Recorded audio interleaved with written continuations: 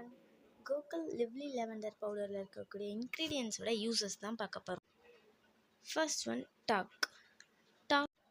Talcum powder ஈரப்பதத்தை உறிஞ்சக்கூடியது, உலர்ந்த சருமத்தில் சொறி வருவதை தடுக்கிறது. Next one starch.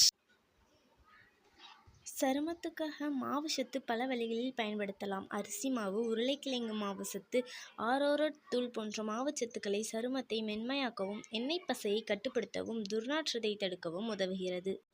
Next calcium carbonate. தோலில் கால்சியம் கார்பனேட் பயன்கள் பல இல்லை, ஆனால் கால்சியம் தோல் மற்றும் உடலில் ஆரோக்கியத்திற்கு தேவையான ஒரு தாது ஆகும்.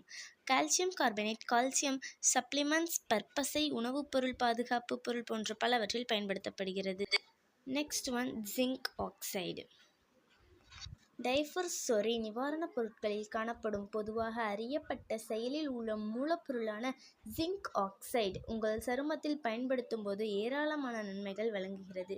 தத்துநாக் ஆக்சைடு உங்கள் சருமத்திற்கு என்ன செய்கிறது என்பதையும் அது உங்கள் சருமத்தை ஆரோக்கியமாகவும் அழகாகவும் வைக்கிறது. Next magnesium stearate. Magnesium stearate என்பது உங்கள் சருமத்தில் ஒட்டிக்கொள்ளும் ஒரு மெல்லிய வெள்ளை பொடியாகும். மேலும் தொடுவதற்கு எண்ணெய் பசையாக இருக்கும். இது 2 பொருட்களால் ஆன ஒரு எளிய உப்பு, ஸ்டீரிக் அமிலம் எனப்படும். நிறைவுற்ற கொழுப்பு மற்றும் மக்னீசியம் தாது ஸ்டீரிக் அமிலம் பல உணவுகளிலும் காணப்படுகிறது, எடுத்துக்காட்டாக கோழி, முட்டைகள், இன்னும் பல. Next magnesium carbonate.